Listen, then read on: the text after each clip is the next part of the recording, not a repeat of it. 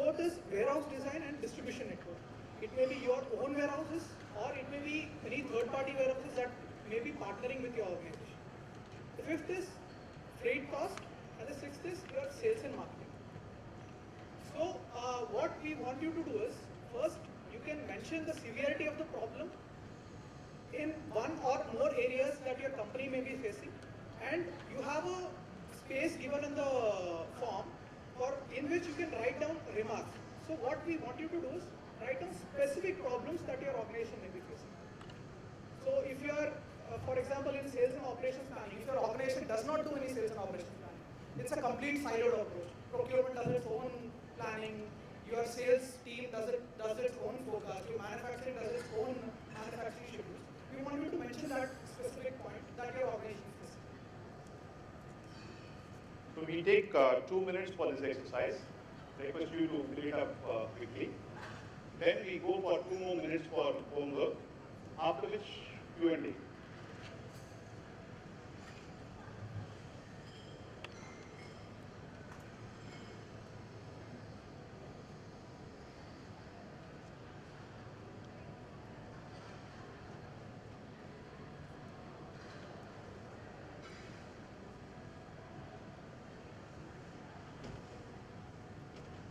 We'll be sharing this presentation, I think, with the participants. So please mention your correct email IDs and contact numbers. Thank you. Preferably your official email IDs. Homework. Now the homework is this. Select one of your locations. It could be a plant warehouse, regional warehouse, branch or a depot. Select about 50 to 100 SKUs.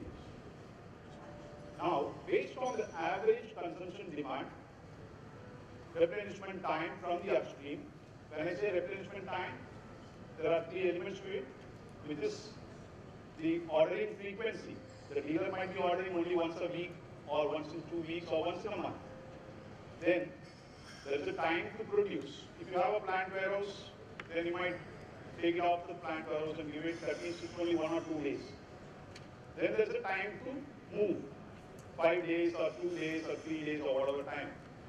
The summation of all these 3 elements is the replenishment time. We will give you perhaps the mechanisms. I would request Manish to explain to you at the end of this. But these are the 3 elements which go into the replenishment time. I gave you the example of replenishment time of 4 weeks, demand of 4 units per week. So like that, you have a demand, you have the replenishment time. Now, determine the optimal targeted inventory level for each level of SKU. So you would have taken or factored the uncertainty or the variability. It's not just 4 units per week. Sometimes it goes up, so I'll assume it as 5. I'll give a little bit of a cushion. And it's not just 4 weeks. Sometimes it is 5 weeks or 6 weeks. I'll take it as 5 weeks as a cushion. So 5 into 5, 25, I will take it. So I've considered all the 4 factors. That is the demand, the time, the variability of the demand, variability of the time. Based on this, optimal targeted inventory level is computed for all the 50 or 100 SKUs you have taken. Now, with respect to that, compare the actual level of inventory in your particular location. Suppose you have got 100 as the calculated number and you have got 30 as the actual level. That means it is red. So provide the color also as the last column. Do this exercise for one location, 50 SKUs, right? So give the color also. If it is more than 100, then you are going to give light blue. 100 being the optimal targeted level. If your optimal targeted level is 60, then it is 60 with respect to 60. So you determine that. More on that we will provide in our website a little more details so that before doing the homework you are absolutely clear. Once you do the homework, what you expect is this, or what you actually will have is something like this. You will have 1 to 100 SKUs, average demand units per day is this much, replenishment time is that much, target inventory is this, actual level of inventory is that, therefore the color.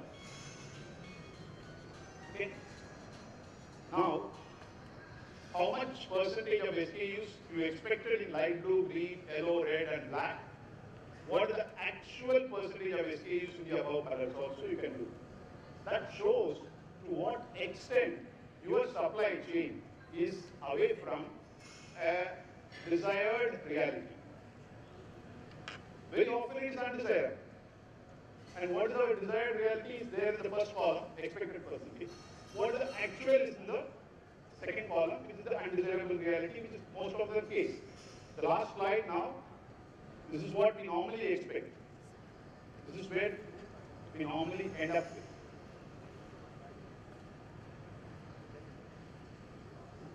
Unrequired things are there, too many in number. Required things are not there at all. Right?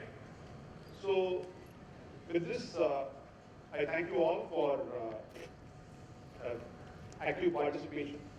And as true supply chain consultants and supply chain professionals, I think we have finished on time. Thank you, sir. Questions?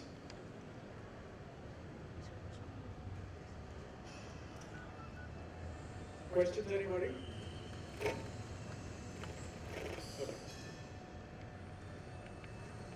In this example, what you are, my name is Charujan Purohit, I am from Reliance. In this example, what we have seen is the produced or finished goods inventory and vis-a-vis the dealer adjusting his level. Now, we have typical situations where we are actually buying an item which is called as a spare for a particular machine. Now, that spare which you are buying may be for an insurance purpose. It is called as an insurance level, or if you maintain some stock, it is called as an insurance item, because that machine may fail at any point in time, so the inventory must be there all the time. So we may land up in having a reorder level and reorder quantity.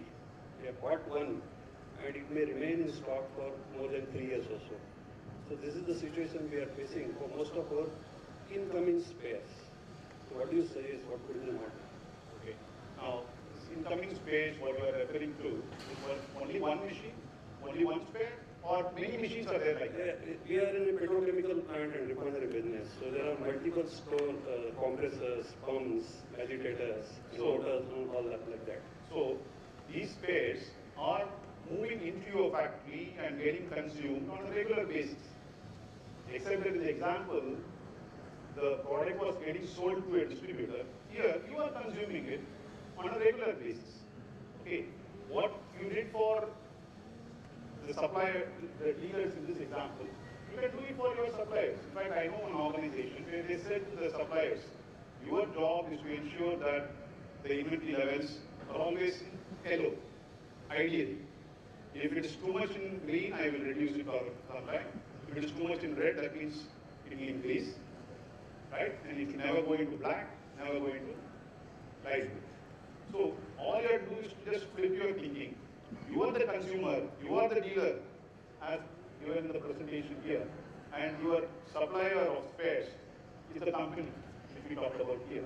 And everything else will remain same. We need to model it this way, communicate to the supplier, and maintain that color of the various spares. Before arriving at the optimal targeted level, you may want to understand what is the average consumption. Sometimes it might have gone up, sometimes it might have gone below. So what is the being paranoid, and normally how long it takes. Sometimes it might have taken more time, sometimes it have taken less time. So how do I remain paranoid in the lead time, that is the replenishment time. Based on all this, you will arrive at a targeted inventory level, and based on that, you understand what is the color of your inventory right now. Then you will be able to see the efficacy of how the spares are getting managed when it comes to procurement. Okay, any other questions? There's one question. There's one there. You have the mic there. Please introduce yourself before you ask the question.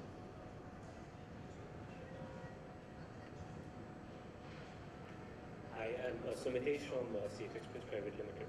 I just had a very simple question. How is the closed loop mechanism different from a typical double Hall-Winter time series forecasting method? Because even in that, the actual demand is taken into consideration and the forecasting keeps changing. This is the actual demand. How is that different from the closed loop? Here we start with some number, which is based on an actual demand, and keep on modifying or improving upon the number based on the external realities, right? The sales increases, the lead time decreases, so many things which keep on That is happening. the case with double Hall filters as well, because they have a moving average method, and it's the smoothing coefficients decide which data point you want to give more weightage to. What normally happens in the forecasting in an organization which relies more and more on forecasting, almost all organizations do. What typically happens is, like someone said in the morning, like you ask one dealer, I want 100, another guy says 200, another guy says 300. So I would say I want 600. What we are normally saying here is, you want 100 plus or minus 50. You want 200 plus or minus 50. He wants 300 plus or minus 50. Then I would want maybe 500 plus or minus 100. There is a famous statistical principle. The summation of individual variances is far higher than the global variance. Yeah, that is the principle which is being exploited here. If you agree with that, then you should be able to see the difference between the typical forecasting. I don't want to get into the methodologies name. For some of the methodologies, I am not aware of it at all. But basic difference in principle is, I am leveraging the power of aggregation, which is in statistical terms, the global variance is far less than the summation of individual variances. Okay, thank you, Sundar. Thank you so much for a splendid session indeed. Thank you, Manish. Thank you, the team of TATA Strategic, the boys there. Thank you. Amit, can I please request you to come here and give away the memento?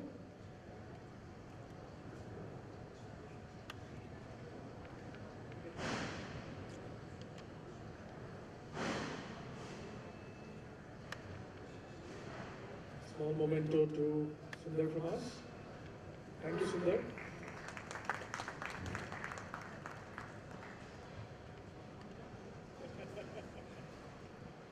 Okay, ladies and gentlemen, we have the next session now, which is free trade agreements, and how does one benefits for benefits for a global company, not only local, but for a global company to benefit out of free trade agreements. Companies need to factor into their sourcing decisions the opportunities provided by such agreements, which are in place in a lot of companies, in a lot of countries.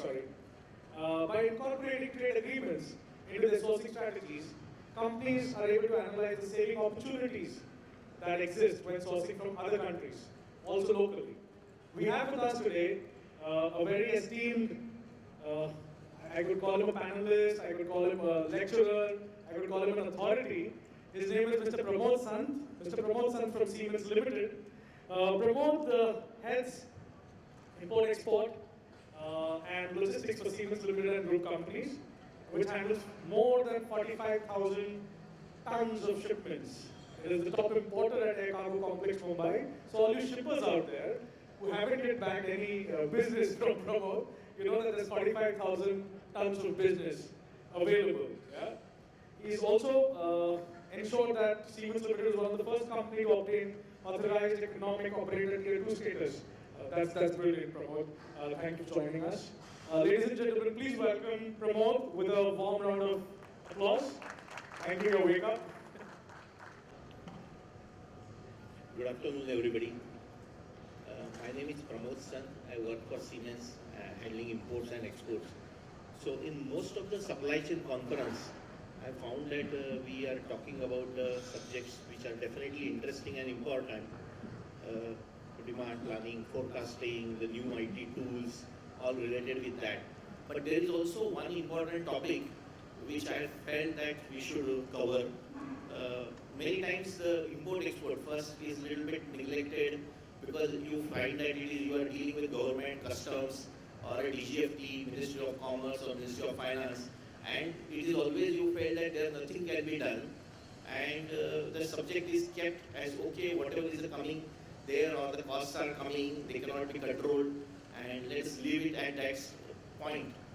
But the situation, if you look at last 2 years, and particularly last 1 year, it's so much changing that the things that government is, first of all, government is listening or anxious to listen what the industry want to talk and what are their requirements.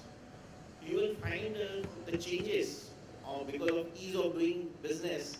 The government is really pushing hard. One, they wanted to improve the ranking, world ranking, but at the same time, ease of doing business, they are really going for many things, including digitization and some of the things which have been changed. If you look at last year, the government introduced many changes. Close to there were procedure related 46 changes which has drastically changed the scenario. And some of them were so radical that people are not able to really still digest in industry how to do that. Last year in April, the single window which was implemented, where is that you don't have to go to many places along with custom to a drug controller or to cytosanitary people, etc. You are able to file one declaration which is electronically going to various 6 ministries, and if there is approval is possible. Same way they came with authorized economic operator scheme with a tier 1, 2, 3 scheme, where the people are able to take the benefit, and for prior to the benefit is the deferred duty, which was very unique that in India, unless you pay custom duty, you are not able to take out. And one of the point of deferred duty is you pay the duty after 15 days, and custom is going to allow that. Unfortunately, the industry's response to that is still a little less. There are still handful of manufacturers. You will not believe, in spite of this facilities, there are not more than close to around 40 manufacturers, are less than 40 people are only having this authorized economic operator tier 2 benefits. Then they came out with really removing some of the papers, like when you clear the shipment, the bill of entry, which was the pages and after printed, and if you have a huge number of items in import shipment, the bill of entry was going to 100 to 100 pages. They removed that paper completely. The bill of entry for payments to the bank is removed, and then the industry is not able to really understand that how I will link my payments, and electronically they are not ready. So like that, many changes have come. Delivery of import shipment from directly from the port is really, and JNPT at there they are able to achieve 40% of the containers are being taken out directly from the port. Similarly, people do not, you get material by air, but you don't want to file the documents to custom in time. So they came with 15 days back as notification from 1st April that if you file one day after landing the aircraft, you will be fined for 5,000. Now industry is really trying to grapple with the forwarders and all, how I will get the papers in advance and file that and try to avoid the fine. So a lot many things are happening. So in supply chain, you can save the cost, and there are many ways. So we chose the topic of free trade agreements for a global supply chain. So everybody talks of globalization. This is a slide of Mark Miller, one of my gurus, and his slide, it shows the globalization complex. For companies like us, we get the material, maybe it is coming from close to around 33 to 40 countries material is collecting. You have global factories, you have local factories, and all this combination with different ways how to handle that. It's a complex business, and there how to save the money and try to have the benefits is a challenge. If you ask any supply chain person how focused they are for free trade agreements, there will be this thing. How is a free trade agreement, whether people know exactly if they are importing from that country, whether the free trade agreement is applicable. And it is both way, whether it is you are importing something from that country and exporting to that country, whether you are able to pass on that benefit and you can become more competitive. Then how are your competitors? Suppose if you are a company dealing from European origin, but your competitors are from Japan.